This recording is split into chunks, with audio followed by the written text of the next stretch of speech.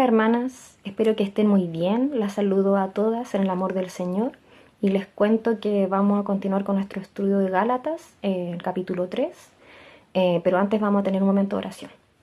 Señor Padre amado, te damos muchas gracias por sus bendiciones siempre con nosotras, Padre, por su palabra. Gracias, Señor, porque podemos tener acceso a ella, porque también gracias al Espíritu Santo podemos comprenderla, Señor. Gracias porque usted nos guía, nos ayuda cada día, Señor, a crecer, Señor, a ser guiada, Señor, en cada área de nuestra vida, Señor. Te rogamos, Señor, para que usted nos ayude a crecer, a ser fortalecida, Señor, a ser sabia, Señor, y que usted bendiga también este estudio, Señor, a cada hermana que lo va a escuchar, Señor, y a mí, Señor, que usted pueda hablar a través de mí, que usted también pueda usarnos, Señor, para poder glorificarlo en todo, Señor. Damos gracias por este tiempo, dejamos todo en tus manos, en nombre de Jesús. Amén. Bueno, vamos a comenzar entonces a leer en capítulo 3 de Gálatas, versículos 23 al 29. Dice: Pero antes que viniese la fe, estábamos confinados bajo la ley, encerrados para aquella fe que iba a ser revelada, de manera que la ley ha sido nuestro ayo, para llevarnos a Cristo, a fin de que fuésemos justificados por la fe. Pero venida la fe, ya no estamos bajo ayo, pues todos sois hijos de Dios por la fe en Cristo Jesús, porque todos los que habéis sido bautizados en Cristo, de Cristo estáis revestidos. Ya no hay judío ni griego, no hay esclavo ni libre, no hay varón ni mujer, porque todos vosotros sois uno en Cristo Jesús. Y si vosotros sois de Cristo, ciertamente linaje de Abraham sois, y herederos según la promesa. Bien, yo también vi la versión de la NTV, Nueva Traducción Viviente. Me parece que de alguna manera igual nos ayuda a ir comprendiendo de forma más clara. Entonces vamos a ir versículo a versículo para ir analizando. Dice el versículo 23 en la NTV: Antes de que se nos abriera el camino de la fe en Cristo, estábamos vigilados, por la ley. Nos mantuvo en custodia protectora, por así decirlo, hasta que fuera revelado el camino de la fe. Entonces, de alguna manera es importante considerar que la ley era necesaria porque nos enseña el pecado, ¿ya? Y hoy, siendo ya hijas de Dios, no estamos bajo la ley. Eso es lo que enseña esto, sino que bajo la gracia. Vamos a ir a Romanos 6, del 12 al 14, para que busquen en sus Biblias Romanos 6.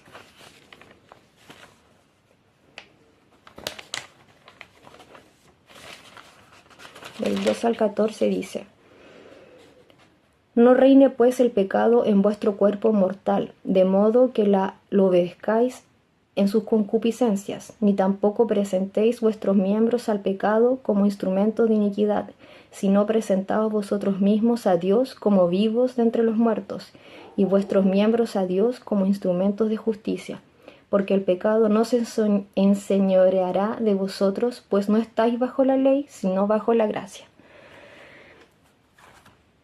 Bueno, importante el contexto, cuando Pablo está escribiendo aquí a la iglesia en Galacia, había mucha doctrina del judaísmo, ¿ya? Entonces estaba siendo de alguna manera tergiversado esto, de que ya estamos bajo la gracia y no bajo la ley, porque todavía estaba esta corriente del judaísmo en la iglesia. Habían falsos maestros también y estaba entrando esto, entonces se estaba perdiendo el foco del evangelio, de que después de ser justificados por el Señor, ya no estamos bajo la ley, ya no estamos esclavizados en la ley, porque el pecado ya no se enseñorea de nosotros.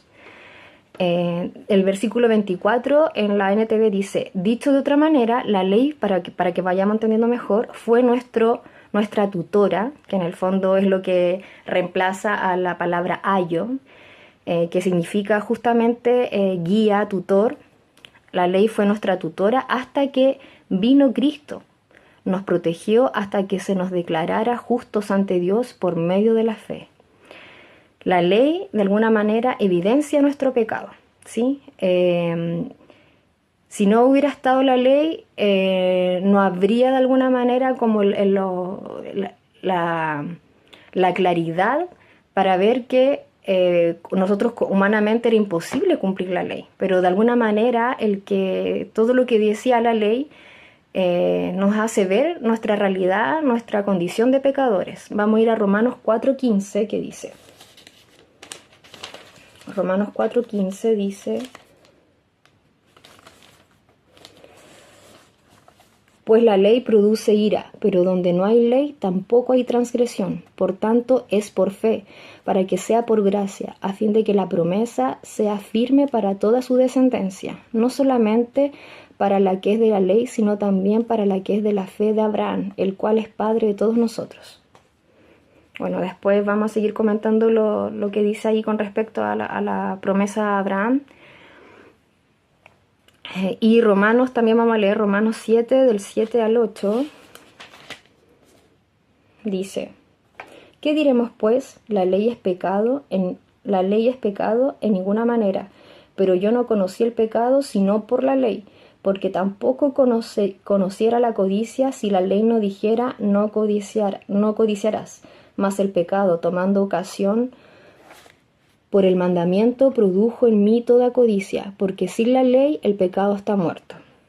Bueno, así de importante es la ley, ¿sí? De alguna manera la ley evidencia nuestra condición de pecadores.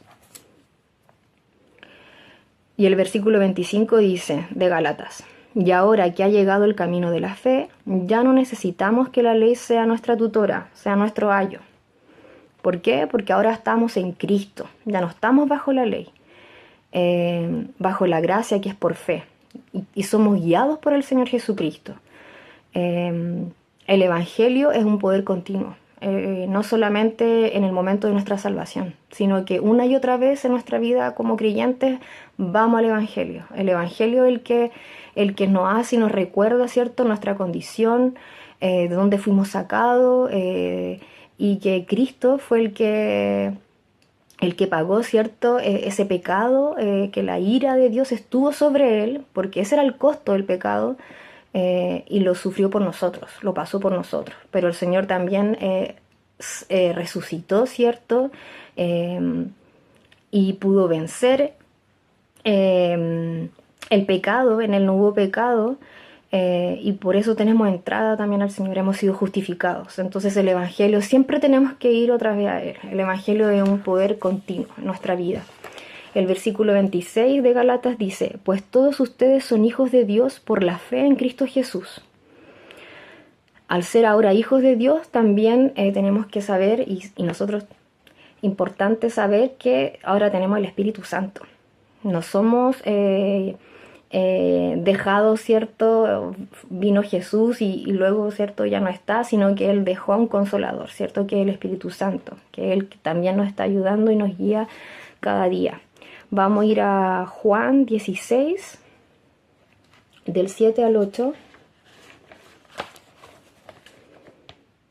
que dice así: pero yo os digo la verdad, os conviene que yo me vaya, porque si no me fuere, el Consolador no vendría a vosotros, mas si me fuere, os lo enviaré. Y cuando Él venga, convencerá al mundo de pecado, de justicia y de juicio. Ya está hablando Jesús cuando Él se va, ¿cierto? Él le está hablando a sus discípulos, a toda la gente, y le está diciendo que va a dejar al Consolador, que es el Espíritu Santo. Y el versículo 13 del mismo capítulo dice: pero cuando venga el Espíritu de verdad, Él os guiará a toda la verdad, porque no hablará por su propia cuenta, sino que hablará todo lo que oyere, y os hará saber las cosas que habrán de venir. ¿Sí? Entonces, el Señor dejó al Espíritu Santo para que nosotros sigamos siendo guiados por Él, ¿ya? El Espíritu es nuestra guía. Y en el versículo 27 dice así: y todos los que fueron unidos a Cristo en el bautismo se han puesto a Cristo como si se pusiera ropa nueva, ¿ya? En la versión Reina Valera dice revestidos, que en el fondo es volver a colocarse una ropa nueva. En el fondo esto tiene que ver con nuestra identidad como creyentes, como hijos de Dios. Hemos sido bautizados en su muerte. Estamos hablando del Evangelio, ¿cierto? Nosotros nos representa y el Evangelio, porque al momento de creer en el Señor, ¿cierto? Creímos en el Evangelio y el Evangelio tuvo este poder en nosotros, ¿sí? Dice, tenemos una nueva identidad, y en 2 Corintios también vamos a ver esto. 2 Corintios 5:17 dice: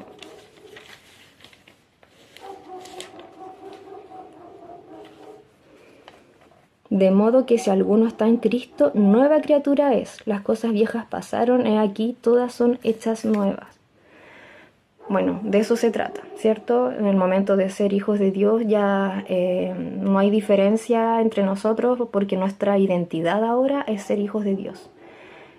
Somos una nueva criatura en el Señor y tenemos que seguir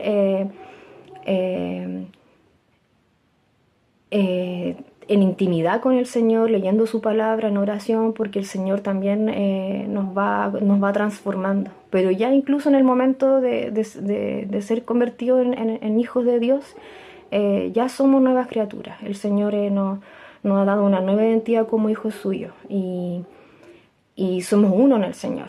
De hecho, acá después en el versículo 28 dice: ya no hay judío ni gentil, esclavo ni libre, hombre ni mujer, porque todos ustedes son uno en Cristo Jesús. Es decir, esa es nuestra nueva identidad como iglesia, somos uno en Él. Vamos a buscar Colosenses 3, del 10 al 15.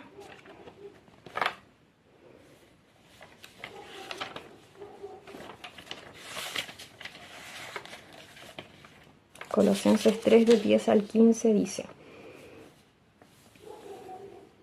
y revestido del nuevo, el cual, conforme a la imagen del que lo creó, se va renovando hasta el conocimiento pleno, donde no hay griego ni judío, circuncisión ni incircuncisión, bárbaro ni escita, siervo ni libre, sino que Cristo es el todo y en todos. Vestidos pues como escogidos de Dios, santos y amados, de entrañable misericordia, de benignidad, de humildad, de mansedumbre, de paciencia, soportándoos unos a otros y perdonándoos unos a otros.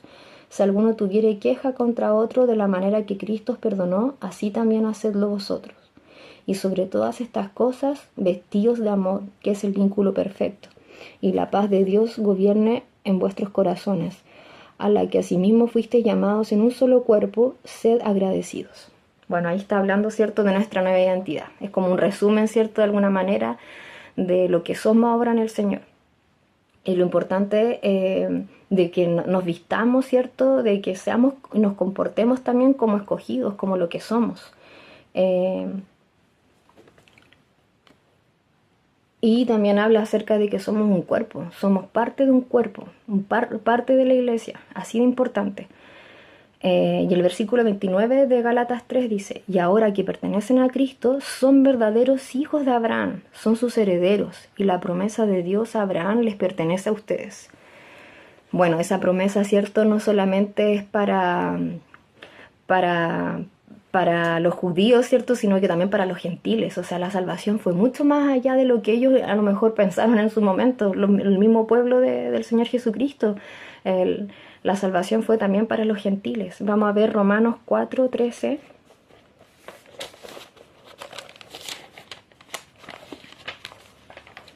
Romanos 4:13 dice: porque no por la ley fue dada a Abraham o a su descendencia la promesa de que sería heredero del mundo, sino por la justicia de la fe. Bueno, y este es el testimonio de Abraham, ¿cierto?, que se le llama el padre de la fe, porque estuvo plenamente convencido en las promesas del Señor, y se le fue contada por justicia, esta fe tan grande que tenía. Pero estas promesas no solamente son para él, sino que es para todos los que hemos creído en el Señor Jesucristo, quien sufrió por nuestras transgresiones, ¿cierto?, la muerte, pero que resucitó. Y con esa resurrección hemos sido justificados todos nosotros. Y hemos podido entrar, Señor, ¿cierto?, a la gracia del Señor a través de nuestra fe. Y bueno, así como comentamos acerca de nuestra nueva identidad en el Señor Jesucristo, bueno, también preguntarnos a nosotras mismas, cuando yo me presento, ¿qué es lo que primero digo en mi presentación? ¿Con qué me identifico primero? Soy mamá primero, soy esposa, en mi caso soy profesora. Mi primera identidad es que soy una hija de Dios, ¿cierto? Que he sido salva por gracia. Esa es nuestra primera y más importante identidad. Eso es lo que tiene que marcar totalmente nuestra vida y hacer la diferencia con las de otros, ¿cierto? Que no tienen al Señor. Después soy mamá, después soy hija, después soy hermana, soy esposa, después soy profesora o dueña de casa, lo que me dedique. ¿Cierto? Las áreas que el Señor ha permitido que me desarrolle, pero como una hija suya. Esa es mi primera identidad. ¿Y qué tanto estoy invirtiendo en eso? En, en revestirme, ¿cierto? Del Señor. El Señor hace esa obra en mí, pero le estoy permitiendo, estoy dejándome moldear por el Señor, estoy dejándome guiar por el Espíritu Santo, o lo estoy contristando, o no lo estoy escuchando, estoy siendo indiferente a Él.